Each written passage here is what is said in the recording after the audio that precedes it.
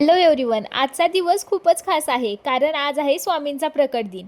त्यासाठीच आम्ही पुरंदरमधील शिवरी गावात असलेल्या स्वामींचा पादुका मठ पाहायला निघालो. संध्याकाळची वेळ झाली होती. आमचा छोट्या छोट्या रस्त्यांनी प्रवास चालू होता. हा मठ खूप छान आहे असं मी ऐकलं होतं, पण आज मी तो पाहणार होते. त्यासाठी मी खूपच जास्त एक्सायटेड होते. हा मठ शिवरी गावातून भरपूर आत डोंगराच्या पायथ्याला आहे. मठाच्या परिसरात अप्रतिम अशी सजावट करण्यात आली होती. सर्वत्र लावलेल्या रंगीबिरंगी लाइटिंगमुळे संपूर्ण वातावरण उजळून निघालं होतं. प्रवेशद्वारापासूनच पताकांची सुंदर मांडणी केली होती. जमिनीवर काढलेल्या रांगोळ्यांनी सर्वांचं लक्ष वेधून घेतलं. प्रत्येक डिझाईन भक्तीची आणि आनंदाची एक अनुभूती देत होतं. या सगळ्या सजावटीमुळे मठाचा परिसर एकदम प्रसन्न आणि उत्साही, भक्तिमय वाटत होता. मुख्य प्रवेशद्वारातून आत जाणार तितक्याच समोरून एक भव्य आणि भक्तिमय दृश्य उभं राहिलं. श्री स्वामी समर्थ यांचा पालखी रथ अगदी समोरूनच येत होता.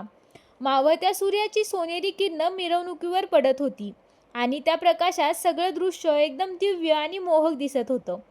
मिरवणुकीत सजलेला हत्ती अत्यंत देखणा दिसत होता. त्याच्या अंगावर केलेली सजावट आणि अलंकार लक्ष वेधून घेत होते. त्याचबरोबर सुंदर सजवलेले बैल आणि आकर्षक फुलांनी नटलेला रथही अगदी सुंदर वाटत होता. प्रत्येक घटकात परंपरेचा ठसा आणि भक्तीची झलक स्पष्ट दिसत होती. जरा वेळ मिरवणुकीत सामील होऊन नंतर आम्ही मठात जायला निघालो. सर्व जगाचे मालक श्री स्वामी समर्थ यांचा हा गुरुपादुका मठ. गुरुपादुका मठात प्रवेश करताच एक वेगळीच दिव्यता जाणवत होती. संपूर्ण मठ फुलांनी इतका सुंदर सजलेला होता की प्रत्येक कोपऱ्यात भक्तीची एक झलक स्पष्ट दिसत होती. दर्शनासाठी भक्तांची खूप मोठी गर्दी जमली होती.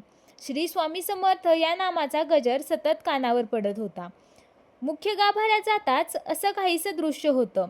आकर्षक रोषणाई, भक्तांची गर्दी, फुलांची सुंदर आरास. खरंच खूपच छान होतं हे. जेव्हा दर्शनासाठी नंबर लागला तेव्हा स्वामींचा अत्यंत सुंदर आणि भक्तिमय दरबार पाहून मी तर भारावूनच गेले. संपूर्ण गाभारा फुलांच्या आकर्षक सजावटीने उजळून निघाला होता. स्वामींची मूर्ती अलंकारांनी आणि हारांनी सजलेली होती. त्यांच्या चेहऱ्यावरचं तेज आणि शांतता मनाला एक वेगळीच ऊर्जा देऊन जात होतं. दोन्ही बाजूला उभ्या असलेल्या दीपधारी मूर्तींमुळे दृश्य अधिकच दिव्य वाटत होतं. पंचपक्वान्नाचा नैवेद्य होता स्वामींना. सोनेरी दरवाजे आणि गाभाऱ्याची रचना या सगळ्याला एक राजेशाही असं स्वरूप आलं होतं.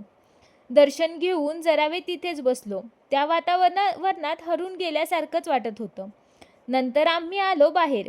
खूप मोठ्या सभामंडपात त्यात कीर्तन व प्रवचने होतात. असं छान दर्शन घेऊन आम्ही बाहेर आलो. बाहेर अशी महाप्रसादाची व्यवस्था केली होती मोठी. मग महाप्रसाद घेतला. खरंच देवाच्या ठिकाणचा प्रसाद किती छान बनतो ना, अशी चव घरी येत नाही. नंतर आम्ही घरी जायला निघालो. परत पालखी रथाची मिरवणूक दिसली. बँजो, ढोल ताशा याने मिरवणुकीला एक वेगळीच रंगत आणली होती. परत स्वामींचं दर्शन घेतलं. अंधारात रथ आणखी सुंदर दिसत होता.